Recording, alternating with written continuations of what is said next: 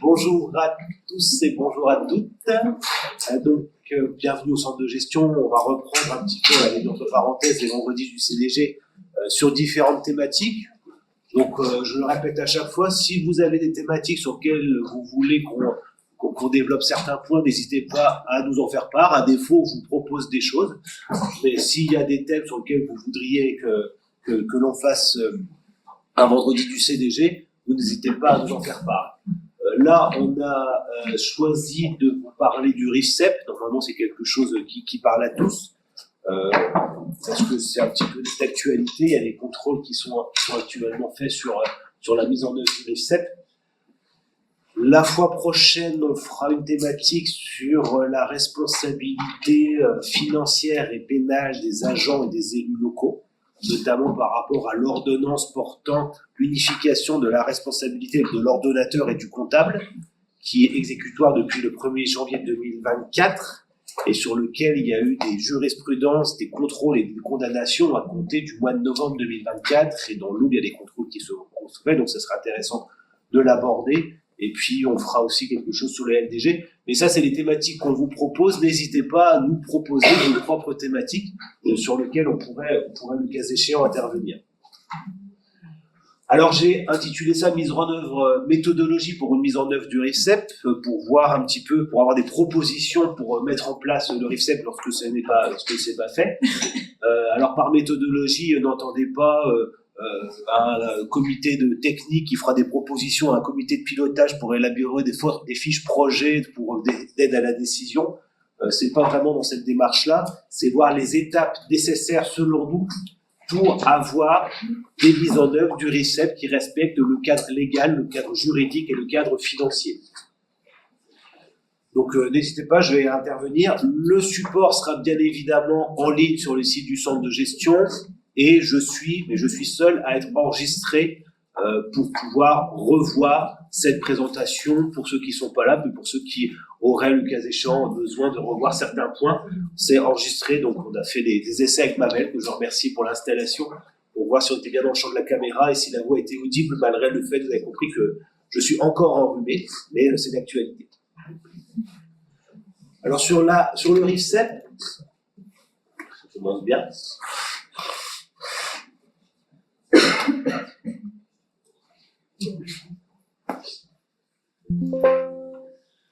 Alors le RIFSEP, on va revenir à l'acronyme de savoir ce que le RIFSEP c'est quoi.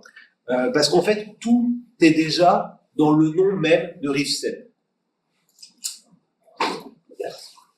Le RIFSEP, c'est le régime indemnitaire, donc le pendant du traitement indiciaire, tenant compte, donc il faut le prendre en considération, on ne doit pas faire quelque chose de mécanique, mais il faut en tenir compte des fonctions, suggestions, expertise et de l'engagement professionnel. Alors, vous le connaissez, ça peut paraître un petit peu tautologie de savoir, mais je sais ce que ça veut dire le RIFSEP, ce que ça veut dire l'acronyme.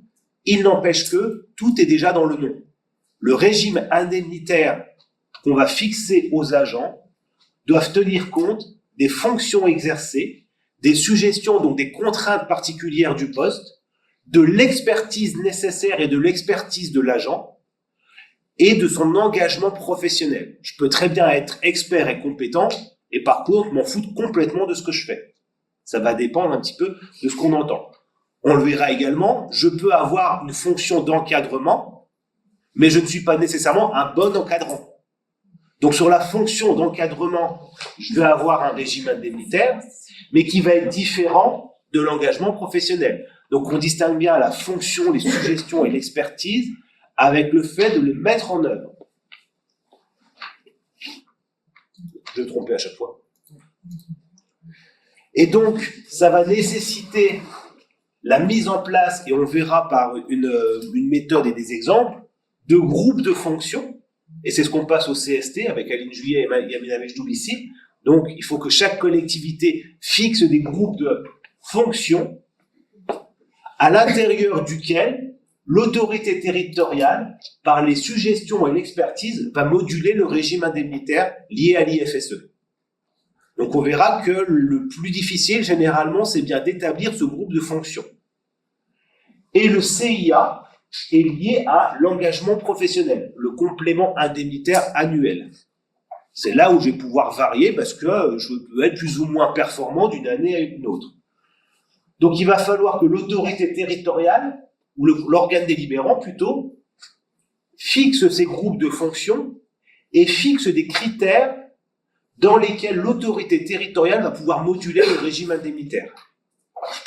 Le CIA est un peu plus souple, puisque là, l'engagement professionnel va être apprécié au niveau de l'entretien annuel. Mais vous voyez que rien que déjà, si on s'interroge sur le RIFSEP, qu'est-ce que ça veut dire mot à mot, on a déjà un certain nombre d'éléments à avoir en tête. Fonction, suggestion, expertise et engagement professionnel. Le cadre juridique applicable. Merci Amina. Alors, je ne vais pas vous faire une lecture in extenso, mais il y a une réponse du ministère de l'Intérieur, numéro 438, qui indique tout. Lorsque les collectivités instituent un régime indemnitaire, ça sous-entend que je peux ne pas l'instituer, même si je verrai que ça pose quand même des soucis d'ordre juridique. Il appartient de respecter le plafond indemnitaire dont peuvent bénéficier les agents de l'État. Donc, je vais avoir des plafonds par groupe de fonctions. Ça va poser quelques difficultés, mais vous verrez comment on y arrive. L'assemblée délibérante, donc le conseil municipal, le conseil syndical, le conseil communautaire, appelez-le comme vous voulez, de chaque collectivité ou établissement public, fixe les régimes indemnitaires dans la limite de ceux dont bénéficient les différents services de l'État. Donc, je vais avoir un premier plafond qui vont être les limites de l'État et un deuxième plafond qui vont être les limites que fixe l'organe délibérant, notamment au regard de ses capacités budgétaires. Je n'ai peut-être pas la possibilité, au niveau de mon budget, de pouvoir mettre tout le monde au plafond. Et à la fin, l'autorité investie du pouvoir de domination, donc le maire, après par délégation, éventuellement un adjoint ou un DGS, mais ça reste par délégation, juridiquement c'est le maire, fixe le taux individuel attribué à chaque agent sur le fondement de la délibération, donc sur le fondement des critères que j'ai préalablement institués. Donc on va avoir le principe de libre administration qui fait que je vais être relativement souple dans les critères, il n'empêche qu'il faut des critères. Il va falloir savoir comment le taux individuel va être apprécié. En parallèle, l'organe délibérant ne dispose d'aucun pouvoir normatif lui permettant de créer une prime et sa compétence reste encadrée par les textes. Donc parfois j'ai des maires qui je voudrais verser une prime qui n'existe pas. Ben non, ça s'appelle détournement de fonds publics. Donc si elle n'existe pas, vous ne pouvez pas l'instituer puisque vous n'avez pas de pouvoir là-dessus. Vous n'êtes pas législateur. Donc une collectivité territoriale ne peut pas attribuer une prime exceptionnelle destinée à rémunérer une mission ponctuelle à caractère exceptionnel si une telle prime n'existe pas au sein de l'État. On va toujours être soumis au principe de parité avec les agents de l'État. Donc parfois, mon agent part en retraite, je voudrais lui verser une prime. Peut-être dans le cadre de l'action sociale, c'est possible, mais uniquement dans le cadre de l'action sociale si vous l'avez mis en place.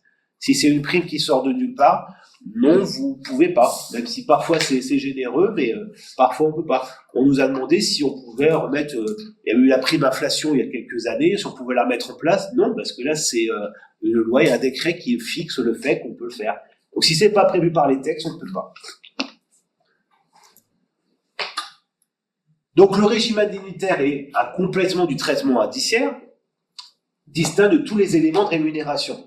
Et donc on est bien sur le décret du 2014-513 du 20 mai 2014. Cela veut dire qu'il y a plus de 10 ans que le RIFSEP a été mis en place. Donc les collectivités qui n'ont pas encore mis en place, la trésorerie commence à regarder, commence à bloquer. J'ai eu quelques cas où il y a eu, que ce soit le contrôle de légalité de la préfecture ou la trésorerie, en disant, qu'il y a un délai raisonnable entre le moment où ça a été institué par l'État et au moment où vous l'avez transposé, pourquoi pas, 10 ans, ça commence à faire beaucoup comme délai raisonnable.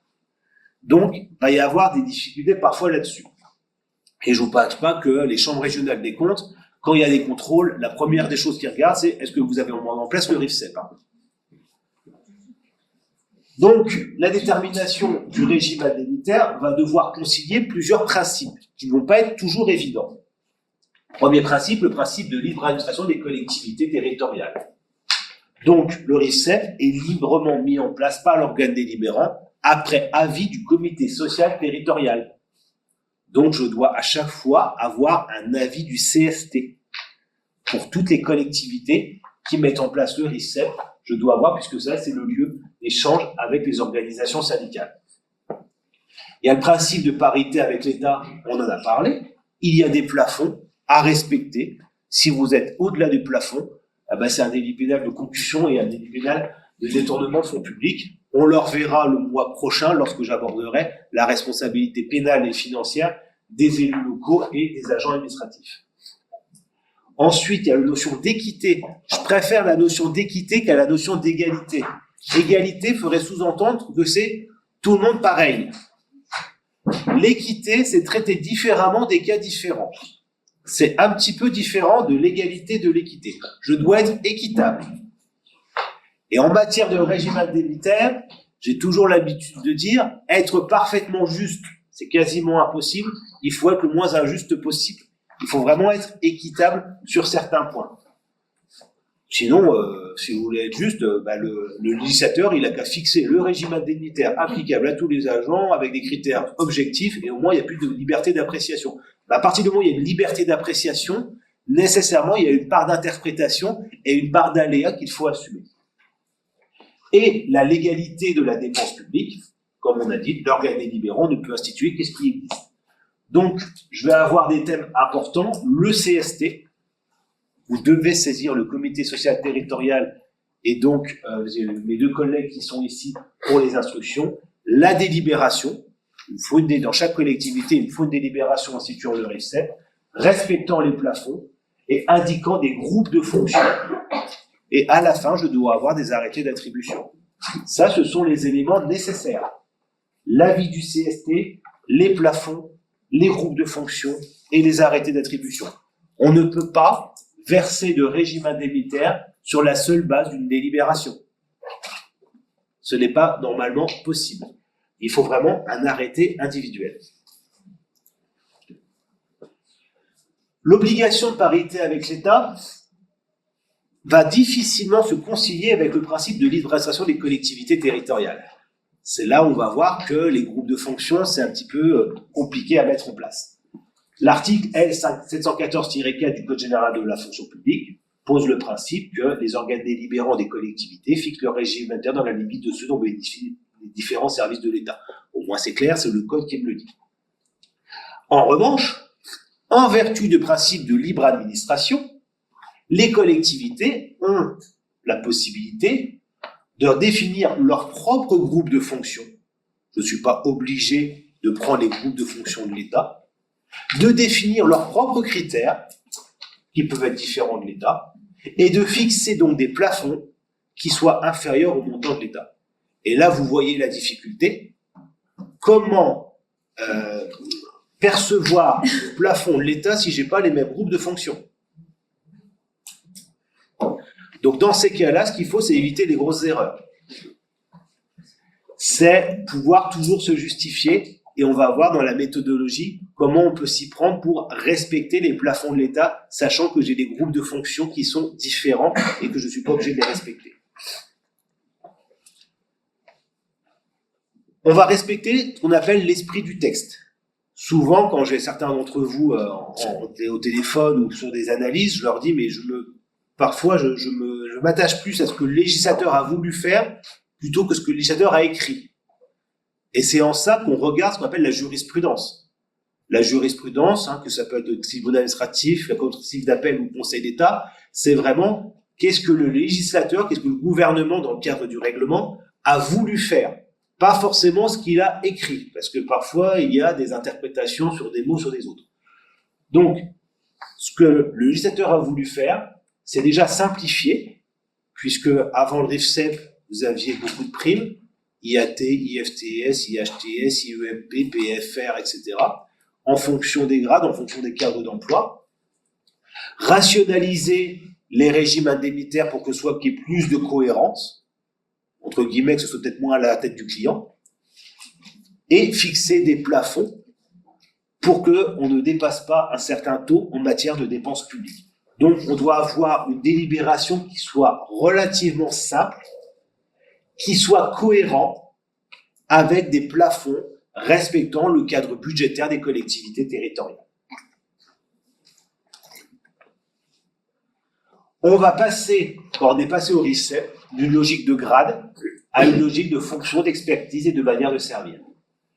Normalement, le RIFSEP avait vocation à remplacer toutes les autres primes à partir du 1er janvier 2017. C'est-à-dire que le décret date de 2014, les collectivités avaient 3 ans pour mettre en place le RIFSEP. Le problème, c'est qu'il fallait, cadre d'emploi par cadre d'emploi, avoir des arrêtés ministériels.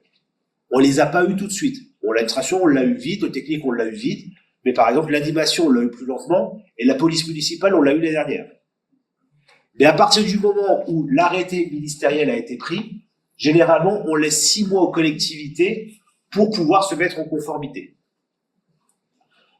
Pour la police municipale, il est conseillé, c'est là que je vois que j'aurais dû relire, de le traiter à part. Je ne sais pas si certains sont concernés. La police municipale, c'est très à part. Alors, c'est pas par pusillanimité que je veux pas le faire, mais voilà ce que dit le décret du 26 juin 2024. Donc, on est sur des parts relatives à l'indemnité spéciale de fonction avec une part fixe et une part variable. Donc, je ne peux pas l'intégrer dans les groupes de fonctions de droit commun que j'ai sur les autres filières. Donc, je n'évoquerai pas forcément la police municipale. On a mis en place des fiches. Il y a un modèle de délibération spécifique pour la police municipale. Et si vous avez besoin, comme tout le monde n'est pas concerné, vous pouvez nous voir pour regarder ça. Et il y a même des questions qui se posent encore entre nous sur l'application de ce décret qui n'est pas forcément simple d'accès. Les bénéficiaires du RIFSEP, les agents titulaires et stagiaires, et les contrats de droit public, pas les contrats de droit privé. Alors, une question redondante sur laquelle je me suis positionné, mais c'est moi, et voilà. Est-ce qu'on peut faire un arrêté sur un agent contractuel? Pour moi, oui. Je sais que tout le monde n'est pas d'accord. Vous avez le droit de ne pas être d'accord avec moi. Les autres formateurs ont le droit de ne pas être d'accord avec moi. Les autres juristes ont le droit de ne pas être d'accord avec moi. Et si on me demande mon avis, c'est pour que je le donne. Alors pourquoi, oui, le contrat peut prévoir par arrêté la fixation du régime indemnitaire? Pour moi, parce que le texte vous dit bien que c'est l'autorité territoriale qui le fixe. Donc, c'est un acte unilatéral. Je ne vous demande pas votre avis. Sur un contrat, c'est la volonté commune des deux parties. Donc, à partir du moment où, entre guillemets, c'est un acte unilatéral et que je ne vous donne pas votre avis, pour moi, ça ne peut pas être un contrat. Donc, c'est l'autorité territoriale qui le fixe par arrêté. Donc, je peux avoir la juxtaposition d'un contrat avec un arrêté, le contrat renvoyant d'ailleurs à l'arrêté. Le contrat prévoit que le régime indemnitaire sera fixé dans la limite des plafonds fixés par délibération, par arrêté de monsieur le maire, par exemple. Voilà. Le faire par voie d'avenant me gêne un petit peu plus parce que c'est la volonté commune des deux parties qui est un peu en contradiction avec ce que dit le texte. C'est mon interprétation. Tout le monde ne l'a pas forcément. Le RIFSEP est exclusif de toutes les autres primes. Donc, vous ne pouvez pas avoir d'IAT si vous avez le RIFSEP. D'ailleurs, on ne peut plus instituer d'IAT, mais on ne peut pas avoir d'IFTS si vous avez le RIFSEP. Par contre, les éléments variables de paye, et là je parle comme ouvert de mes collègues de la paye, c'est pas des primes ou des indemnités. Hein. Donc, indemnités pour travail de nuit, les astreintes, les permanences, les heures supplémentaires, etc. Oui, là, ça se cumule bien avec le RIFSEP. C'est pas des primes au sens régime indemnitaire. Ça se cumule aussi avec la prime de responsabilité, notamment des directeurs généraux de service, et les avantages collectivement acquis. Alors, je ne sais pas si vous connaissez les avantages collectivement acquis. C'est tout ce qui avait été négocié comme avantage collectif avant les lois de décentralisation, avant 1982. Avant 1982, il y avait des COS, il y avait des choses sur lesquelles certains agents avaient quelques avantages. On ne peut plus les modifier, on ne peut plus les retirer. Donc ça, c'est ce qu'on appelle des avantages collectivement acquis. Donc d'une collectivité à une autre, il peut y avoir des différences. Quand il y a des contrôles de la CRC, et je vous le dis, la Chambre régionale des comptes ne s'attaque plus uniquement aux grosses collectivités. Hein. Il y a des très petites collectivités qui, actuellement, aujourd'hui, j'attends incessamment sous peu un projet de rapport d'observation provisoire, sont contrôlées. Et donc, il regarde les avantages collectivement collectifs, les avantages collectivement acquis, pardon, et il demande la délibération antérieure à 1982, prouvant que ça a bien été institué avant les lois de fer. Donc, on est attention à cela. En tout cas, si ça a été bien fait dans les normes, c'est cumulable. Alors, l'obligation de constituer des groupes de fonctions. Les groupes de fonctions vont tenir compte de deux choses. Du niveau de responsabilité de l'agent et des fonctions exercées conformes au cadre d'emploi et au grade. Et les fonctions vont être appréciées à travers des fiches de poste. Les fiches de poste sont obligatoires. C'est là où vous allez pouvoir voir un petit peu les critères. Et les collectivités qui seront en difficulté seront les collectivités pour lesquelles les grades ne correspondent pas aux fonctions exercées. Parce que le plafond va s'apprécier sur le grade en parité avec l'État. Par contre, là où le groupe de fonctions, ce sera libre administration des collectivités territoriales. Donc, je peux prendre un exemple, un agent C1, donc adjoint administratif, si vous me dites qu'il est secrétaire général de mairie, ben non, c'est pas possible parce que le grade ne le permet pas. Donc vous allez le mettre dans quel groupe de fonction qui correspond à son grade ou qui correspond à sa fonction. Dans les deux cas, il y aura une inégalité. Donc, c'est pour ça qu'il faudra faire un état des lieux. On verra après comment on s'en sort dans ce cas-là. Il y a des moyens, mais en tout cas, ça fragilise nécessairement votre délibération RIFSEP, y compris vis-à-vis de l'agent. Parce que l'agent, vous allez lui dire, non, t'es pas dans ce groupe de fonctions-là. Oui, mais je t'exerce. Oui, mais t'as pas le grade pour le faire. Oui, mais lui, il s'en fout. Hein. Ce qui compte, c'est sa feuille de paye. Donc, on fait très attention sur l'adéquation entre le grade et la fonction. C'est vraiment un message qu'on porte depuis un certain temps au centre de gestion. L'adéquation grade-fonction, parce que dans plus en plus de cas, cela pose problème. Et elle est en rendez-vous, mais par exemple, ça pose problème quand vous allez passer, quand vous allez être en retraite. Quand vous allez en retraite, liquidation des pensions de retraite, la rémunération générée par votre fonction qui ne correspond pas au grade, ça crée des mauvaises surprises. Hein. Donc là-dessus, on essaie parfois de faire des restitutions de carrière, mais franchement, c'est pas évident.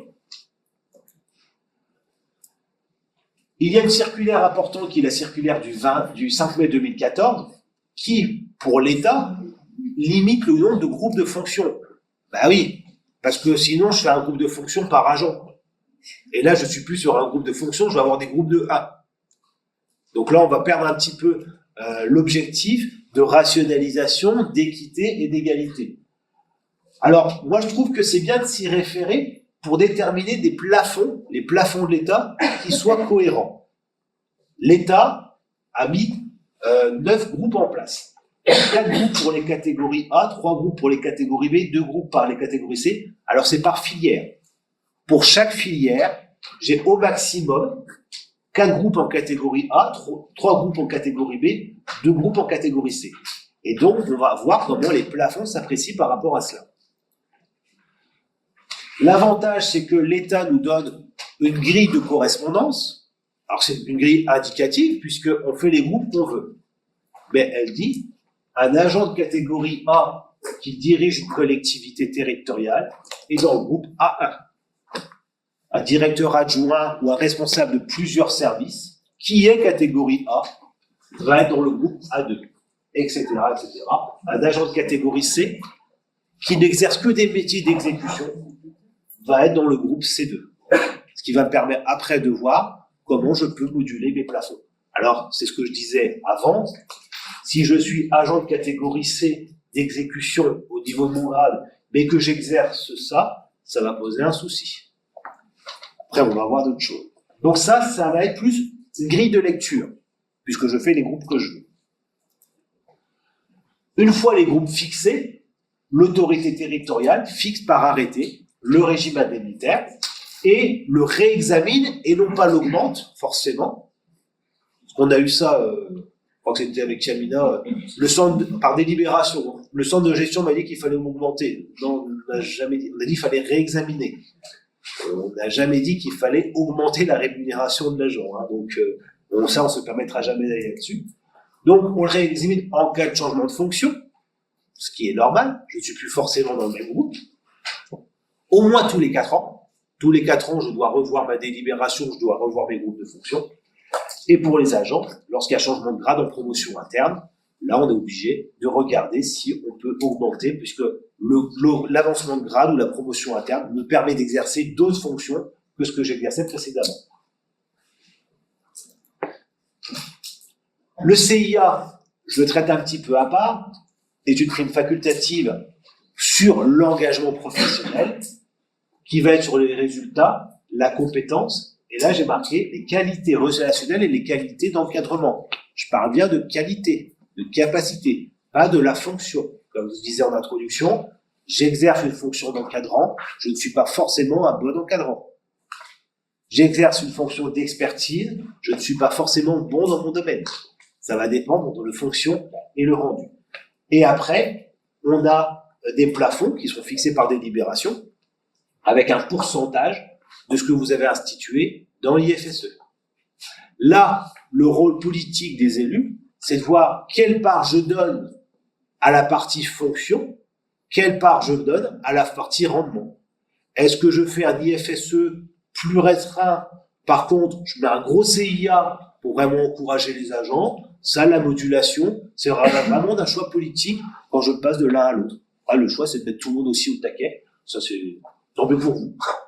Mais voilà, après, vous pouvez avoir des modulations comme ça. Les acteurs qu'on va voir dans le cadre d'une méthodologie possible, que vous pouvez en avoir d'autres, l'État, avec la publication des textes de référence et des plafonds, à chaque cadre d'emploi, j'ai un arrêté.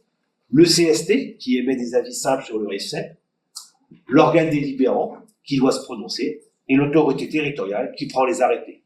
Ce sont les principaux acteurs de la mise en œuvre du RIFSEP. Ça va pour l'instant? Alors, pour être un peu plus pragmatique, un peu plus pratique, voyons une méthode possible, celle qu'on avait fait il y a quelques années, que vous avez, si vous recherchez un petit peu sur Internet, sur les autres sites, il y a des guides méthodologiques, NCDG, FNCDG, etc. Il y a des pour, il y a des contre, il y a des choses sur lesquelles je suis d'accord, des choses moins d'accord. Bon, je suis là pour donner mon avis aussi, donc je vais vous le donner. Vas-y, Yannick. Alors, l'indispensable, pour moi, c'est déjà faire un état des lieux de ce qui se passe dans votre collectivité. Vous ne pouvez pas engager le RIFSEP si vous ne savez pas ce que vous avez comme emploi inscrit au tableau des emplois et des effectifs. C'est une annexe du budget, donc vous devez l'avoir. Les fiches de poste, qui fait quoi dans la commune? Comment faire des groupes de fonctions si j'ai pas les fiches de poste? Et en plus, c'est juridiquement obligatoire. Un organigramme, même si vous êtes que 2, vous faites un organigramme. Parce que va y avoir un encadrant et un encadré.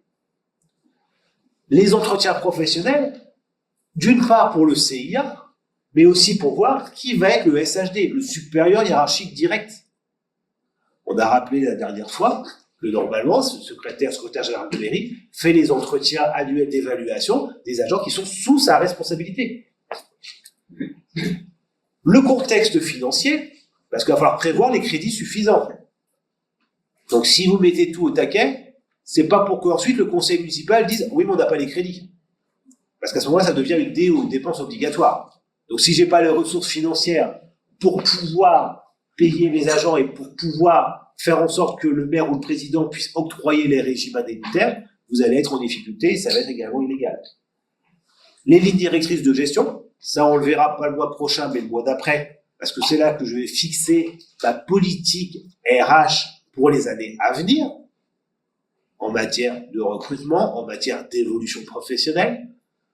Je peux très bien avoir une collectivité qui dit « moi, il n'y aura jamais de catégorie A dans ma commune, j'en ai pas besoin.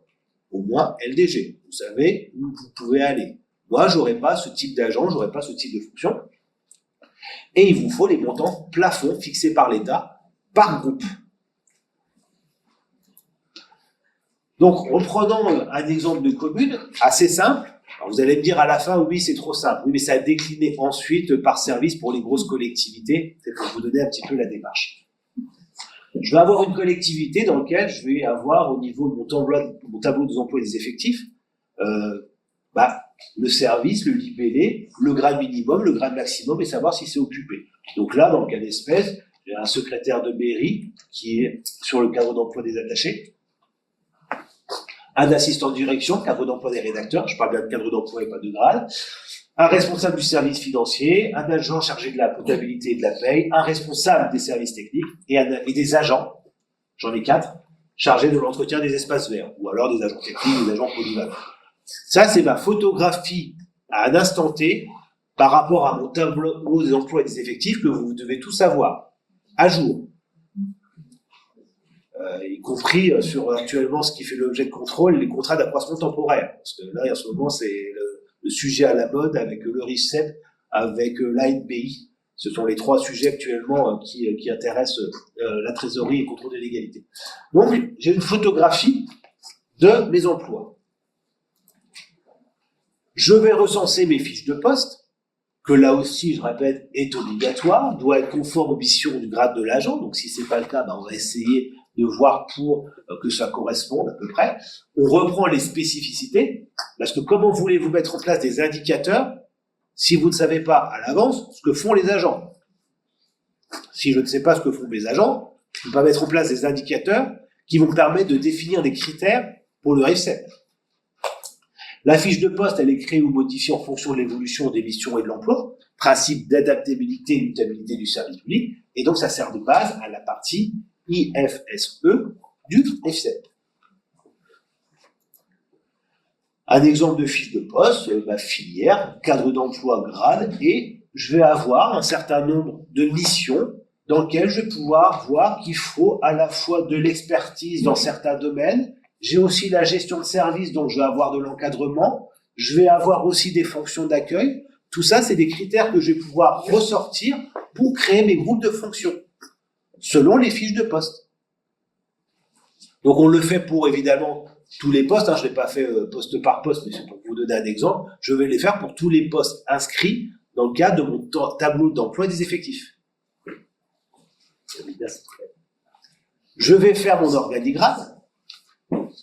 Ça, c'est important de le faire, ne serait-ce que pour les entretiens professionnels. Je le rappelle, si vous avez un entretien professionnel qui n'est pas fait par le SHD, l'entretien professionnel peut être contesté et annulable. C'est le supérieur hiérarchique direct qui fait l'entretien professionnel. Et donc, pour pouvoir faire mes groupes de fonctions, il va falloir que je fasse un semblant d'organigramme, d'organisation, même si vous êtes à 2 personnes, à 3 personnes, c'est pas gênant. Donc là, dans le cas d'espèce, j'ai mon secrétaire de mairie, j'ai un assistant de direction et j'ai 2 responsables de service, un du responsable de service du financier qui va être sur la filière administrative et un responsable du service technique. Alors eux, ils sont sur 2 grades différents, mais ils sont tous les 2 responsables de service. La liberté qu'on verra après, est-ce que je les mets dans le même groupe de fonctions? Est-ce que je considère que responsable de service, quel que soit le grade, la filière, etc., ça va être responsable de service? J'ai un agent d'exécution comptabilité, j'ai des agents techniques polyvalents. Est-ce que je considère, on le verra après, que c'est le même groupe de fonctions? Ça ne me gêne pas que vous fassiez 2 groupes de fonctions distincts, à condition évidemment de le motiver. Et pour éviter également d'avoir des groupes de fonctions par catégorie. Mais là, c'est la libre administration des collectivités territoriales dans l'exercice des groupes de fonctions. On va reprendre les entretiens professionnels pour voir les contraintes, parce que parfois, comme on a RICEP, il y a la partie suggestion. Suggestion, c'est contraintes du poste. Parfois, les contraintes, je ne peux les déterminer que si c'est l'agent qui m'en fait part. Donc, j'ai quand même regardé ce qu'il me dit de ses propres fonctions, voir le déroulement de carrière, pour faire un point sur les conditions de travail. Et je vais reprendre les limites fixées par l'État. Chaque agent est titulaire à partir d'une filière et une catégorie. Là encore, j'ai oublié un mot, mais ce que j'ai préparé ce matin. Est titulaire de son grade et appartient à un cadre d'emploi et assure des fonctions conformes à son cadre d'emploi. Donc, j'ai des montants de référence. Les montants de référence, ils sont sur le site du CDG 10. Oui. Non. Donc, là, j'ai mis que les filières qui m'intéressent dans l'exemple donné, mais je les ai pour toutes les filières quand le RICEP a été mis en place. je crois qu'il n'y a plus que les professeurs d'enseignement artistique qui n'ont pas de RICEP. Donc, si vous en avez, il faut arrêter parce que c'est du détournement de fonds publics. Sinon, tout le reste, vous avez. Et donc, vous voyez que là, par cadre d'emploi, j'ai des groupes. Donc là, logés pour nécessité absolue de service, il y en a de moins en moins. Je ne sais pas si vous en avez dans vos collectivités, mais des agents logés et des agents non logés. Et là, je vais bien avoir, en fonction de la définition des groupes que je vous ai donné tout à l'heure, les plafonds applicables à l'État. Alors, après, un agent qui est rédacteur, je le mets dans le groupe 1, dans le groupe 2, dans le groupe 3, ça va dépendre de mes groupes de fonction.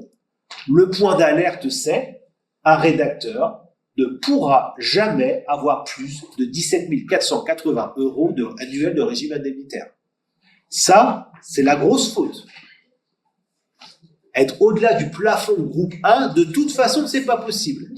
S'il est à 15 000 €, je vous rassure, dans le cadre d'un contentieux, on va sur l'erreur manifeste d'appréciation, on va pas regarder si c'est vraiment groupe 3 ou groupe 2. Vous voyez, je reste comme ça. La grosse faute, c'est de dépasser le montant du groupe 1.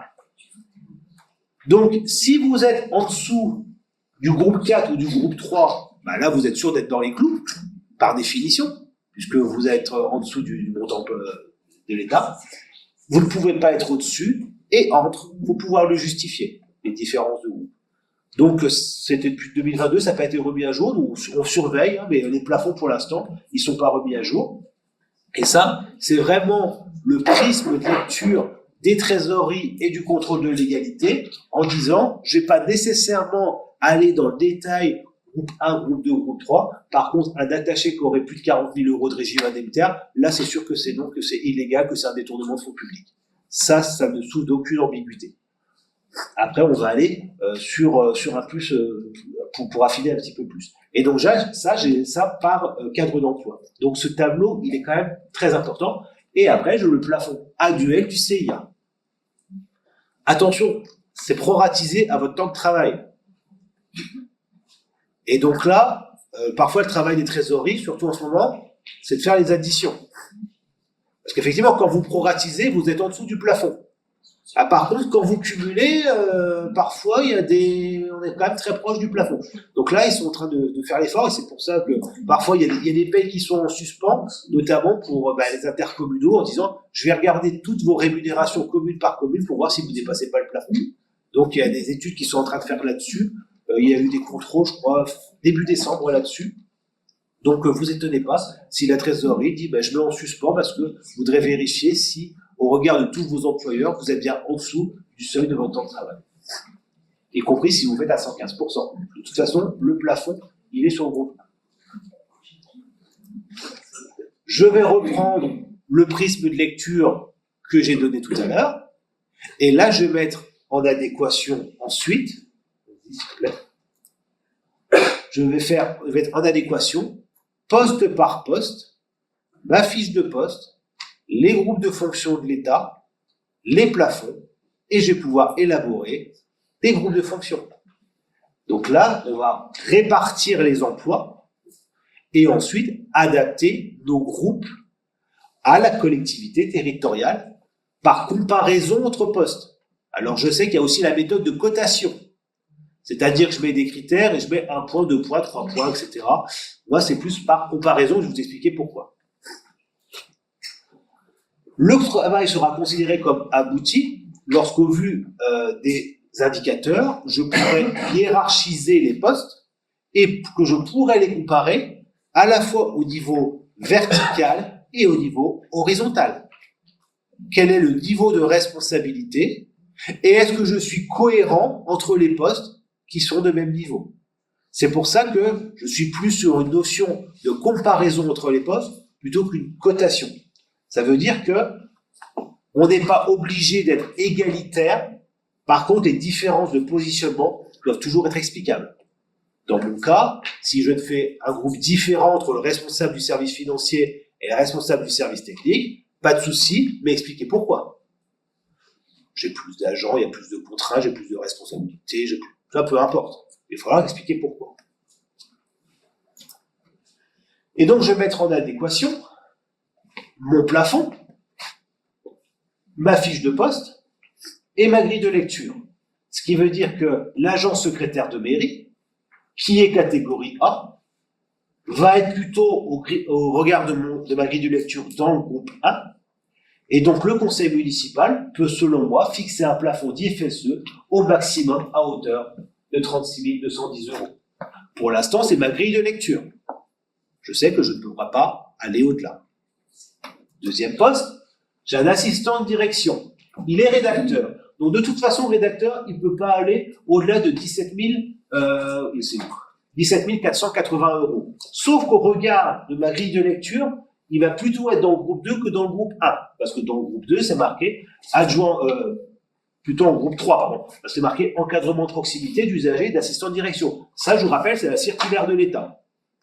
Donc, si je veux être cohérent, je dis que mon rédacteur, son plafond, ça va plutôt être du B3. Parce qu'il n'encadre pas, parce qu'il n'a pas un niveau de responsabilité et d'expertise suffisant pour être en B2 ou en B1. Mon responsable des services financiers, qui est également rédacteur, donc qui est sur le même cadre d'emploi, lui va plutôt être en B2. Parce qu'il est rédacteur, il ne peut pas aller au-dessus de 17 480. Par contre, il est bien adjoint ou responsable d'une structure, il est en charge d'une force de coordination, etc.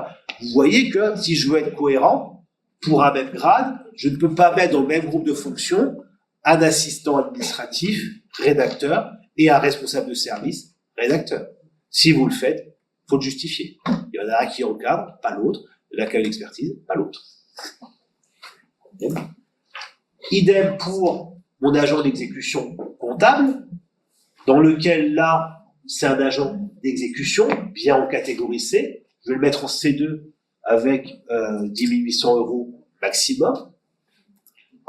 Mon responsable du service technique, là, je considérais qu'il est plutôt sur un encadrement de proximité, etc. Je vais plutôt le mettre en B3, parce qu'il n'est pas responsable de toute une structure et il ne gère pas plusieurs services. Alors, je vous le dis, hein, vous avez le droit de dire, non, mais en fait, moi, je le mettrais plus en B2. Faites comme vous voulez. Voilà. C'est vraiment, c'est là qu'il y a le parti libre administration. Et les agents techniques polyvalents, alors là, eu égard à leur grade, de toute façon, ils seront toujours en C2. Parce qu'ils n'ont pas le grade d'avancement permettant d'encadrer un service. Donc, leur grade ne leur permet pas de toute façon d'aller au-delà du plafond de 10 800 €. Donc, vous voyez, je regarde ma fiche de poste, mon tableau des effectifs, ma grille de lecture et les montants plafond. Et là, je vais regarder en disant, bon, je fais un tableau récapitulatif. Qu'est-ce que m'impose l'État? Je peux reprendre les filières, je peux très bien ne pas les reprendre. Ça, c'est si j'étais service de l'État, comment je les classerais pour faire mes groupes de fonctions et pour fixer mes plafonds. Et pour pouvoir les classer, je vais reprendre l'acronyme ISSE, indemnité de fonction, de suggestion, d'expertise. Dans le modèle de délibération qui est sur le site du centre de gestion et dans la circulaire, on vous met des indicateurs possibles. Faites votre choix. Alors, c'est vrai que dans mon nom, on met dans les leçons, faites votre choix et parfois ça reste faites votre choix. Voilà, c'est comme ça, non. Faites le choix de quelques indicateurs, n'en prenez pas trop non plus, parce qu'après c'est une usine à gaz. Mais pour vous, pour l'autorité territoriale, qu'est-ce que le plus important? Le management, l'expertise, l'adaptabilité, la réactivité, enfin, l'obéissance hiérarchique, qu'est-ce qui est le plus important pour la collectivité dans le cadre de sa politique RH? Et donc moi, je vais dire que pour mes critères liés à la fonction, je vais regarder le niveau d'encadrement et le niveau de responsabilité. Et pour pouvoir mettre des critères pour moduler à l'intérieur de ce groupe de fonctions, je vais considérer que si j'ai des agents techniques qui prennent des risques, et ils prennent peut-être plus de risques que mon agent comptable, je ne sais pas. Et puis je vais regarder l'expertise. Est-ce que je vais regarder le niveau de complexité des dossiers traités? Je vais regarder le niveau de qualification requis et je vais regarder le degré d'autonomie. C'est des choix arbitraires. Vous n'êtes pas obligé de prendre les mêmes. Ça, vous voyez. Il n'empêche qu'il faut mettre des critères. Alors, parfois, c'est purement incantatoire. Hein. c'est purement rédactionnel. Mais au moins, vous sauvez la forme. Dans la délibération, vous écrirez donc l'IFSE et les groupes de fonctions sont déterminés à partir des critères professionnels suivants: niveau d'encadrement, niveau de responsabilité, complexité, autonomie et risque inhérent à la fonction. Et vous verrez que c'est dans notre modèle. Ce terme-là, je l'ai mis en noir parce que c'est exactement ce qui est écrit dans notre modèle de délibération. Et donc, je vais passer de ce que l'État m'impose à mes propres groupes de fonctions. Donc je vais dire, bah non, le secrétaire de mairie ou le DGS, entre guillemets, il est tout seul à assumer ce niveau de responsabilité. Donc bah, je vais le laisser en A1. Et je suis pas obligé de garder la même nomenclature. Et là, dans le coup, je vais dire, bon bah je considère que un responsable de service, ça reste un responsable de service. Sauf que là, j'ai un plafond à 17 500, là, j'ai un plafond à 16 015. Ben, je vais prendre le plafond le moins important, nécessairement, sinon je vais avoir un agent qui va se retrouver en illégalité. Donc, je vais dire, un responsable de service, le montant maximum par référence à l'État va être à 16 015. Les assistants de direction, bah, je vais en mettre qu'un, mais il va être à 14 650 sur les fonctions de l'État. Et je vais mettre tous les agents d'exécution, agents polyvalents et agents administratifs dans un groupe C1. Je veux dire, c'est des agents d'exécution. Si vous me dites, non, mais moi, je préfère scinder les agents d'exécution administratifs et les agents d'exécution techniques, il n'y a pas de souci. C'est pas, voilà, moi, ça ne me gêne pas. On garde quand même l'esprit de simplification, puisque ça, je rappelle, on fixe des plafonds. Donc après, vous pourrez moduler comme vous voulez, si vous voulez donner un peu plus, un peu moins, en fonction des critères requis. Là, à ce moment-là, une fois que j'ai mon plafond, l'organe délibérant met son propre plafond. Il n'est pas obligé, il peut mettre un plafond moindre. Donc, bah, l'État m'impose 36 210 €, je vais mettre 36 000. M'impose 16 015, je vais mettre 15 000. M'impose 14 000. Voilà. Ça, c'est un choix souverain de l'organe délibérant en fonction des capacités budgétaires. Et même si je ne peux pas vous dire que c'est obligatoire, je ne pourrais pas vous citer de texte, mais pour moi, ça l'est quand même indirectement. Il faut mettre un montant annuel minimum. Je ne pourrais pas avoir un montant annuel à 0. Parce que si vous mettez 0 en IFSE, ça veut dire que vous n'avez pas de fonction. Donc si vous n'avez pas de fonction, pourquoi on vous embauche?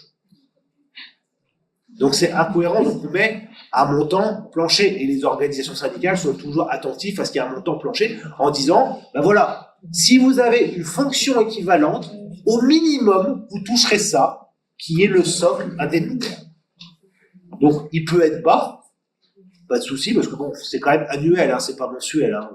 Il peut être bas, mais je vous conseille quand même à chaque fois de mettre un montant, parce que même le Conseil d'État commence à tiquer quand il n'y a pas de minimum.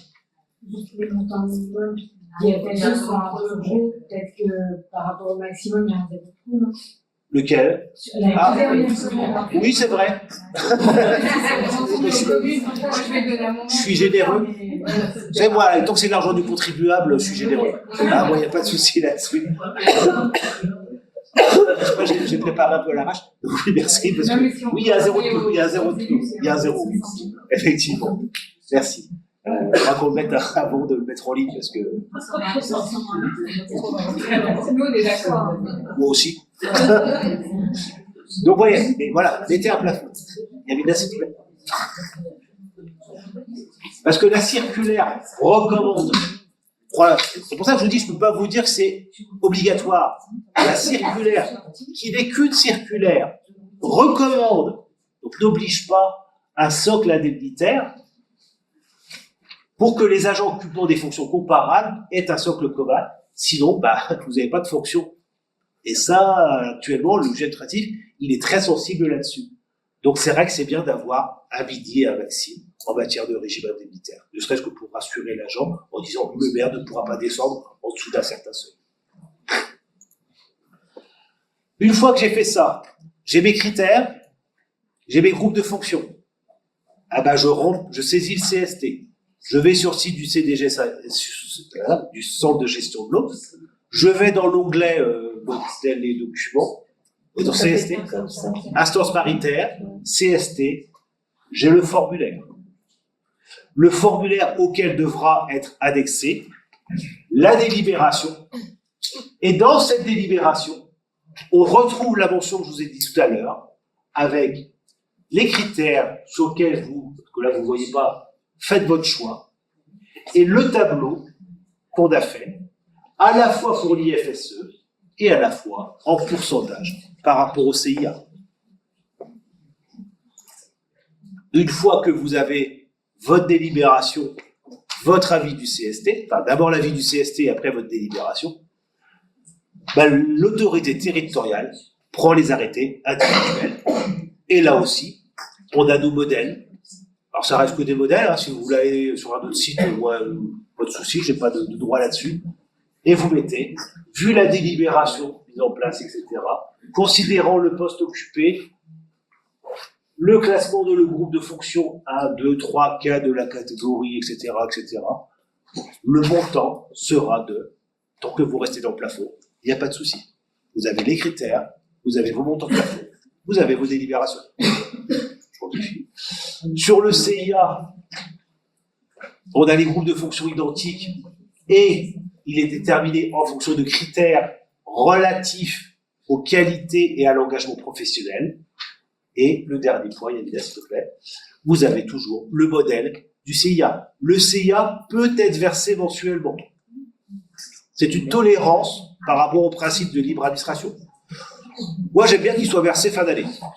C'est mon opinion, ça fait une bonne somme tout de suite, donc voilà. Et sinon, il peut être mensualisé, c'est prévu par les textes, c'est prévu par les décrets. Quelques éléments de jurisprudence pour vous faire peur, et qui va induire la réunion du mois prochain. La chambre criminelle de la Cour de cassation, qui a condamné un agent pour chaîne de concussion, qui est une forme de détournement de fonds publics, pour avoir indûment perçu des rémunérations, primes et indemnités sur le fondement de grades et d'échelons administratifs auxquels il ne pouvait prétendre. C'est pour ça que je vous disais, si vous avez l'agent qui est dans le bon groupe de fonctions, mais qui n'a pas le grade pour occuper ces fonctions, la chambre criminelle de la Cour de cassation, qui est une émanation de la Cour des comptes, peut condamner l'agent et l'élu. Et des condamnations, on en a pas mal depuis le mois de novembre dernier. Et il y a actuellement des contrôles de CRC. Autre élément, Yannick. Encore à la Cour de cassation, la seule constatation de la violation d'une prescription légale ou réglementaire implique de la part de son auteur une intention coupable. Vous n'avez pas le droit de dire « je ne savais pas ». On dit « il y a des fonctions où l'ignorance n'est ni admissible ni recevable ». Donc le côté « je ne savais pas, j'ai pas fait exprès », le juge, il n'en a rien à faire. Mais rien. Donc, vous avez octroyé une rémunération qui n'est pas due, que vous l'ayez fait sciemment, inconsciemment, volontairement, involontairement, ça ne me regarde pas. Je constate simplement qu'il y a une erreur administrative qui a causé un préjudice financier. Et comme c'est de l'argent public, je me moque de l'intention, coupable ou pas. Et je vous dis, le 20, je ne sais plus quand, on fera un vendredi du CDG spécifiquement sur cette question. Alors, le truc à la mode, c'est le délit de concussion, on en parle depuis 2 ans. Mais là, commence à y avoir pas mal d'articles d'avocats là-dessus, en disant que la concussion est un délit intentionnel, un agent ne pouvant présumer de sa mauvaise foi. Donc c'est une infraction intentionnelle du seul fait que l'auteur de ce délit percevait des sommes indues. C'est pour ça qu'on est très vigilant, et que la trésorerie, depuis 2-3 mois, est très vigilant sur les rémunérations. Vous verrez peut-être qu'ils vont vous embêter un petit peu, parce que ils sont en train de regarder les RIFSEP, les CIA, les NBI, les contrats d'accroissement temporaire d'activité, parce que ces contrats d'accroissement ne sont pas transmissibles au contrôle de légalité, alors que la délibération l'est, donc c'est eux qui doivent vérifier qu'il y a bien adéquation entre la création du poste et le contrat d'accroissement temporaire d'activité, et les avancements de carrière des agents contractuels. Quand vous sautez plusieurs échelons en même temps, ils sont en train de regarder là-dessus parce que ça, là du coup, vous percevez indûment des sommes. Si vous passez de la contractuelle, vous passez de l'échelon 2 à l'échelon 11, par voie d'avenant ou par nouveau contrat, vous n'avez pas le droit de progresser plus vite qu'un fonctionnaire. Donc, comme vous le faites, vous percevez des sommes indues, et donc là, potentiellement, vous doit vérifier. Donc, je ne savais pas que c'était déjà arrivé chez vous, mais oui, en ce moment, les rémunérations sont passées au crime là-dessus. D'autres choses. Enfin, voilà. Je vous remercie.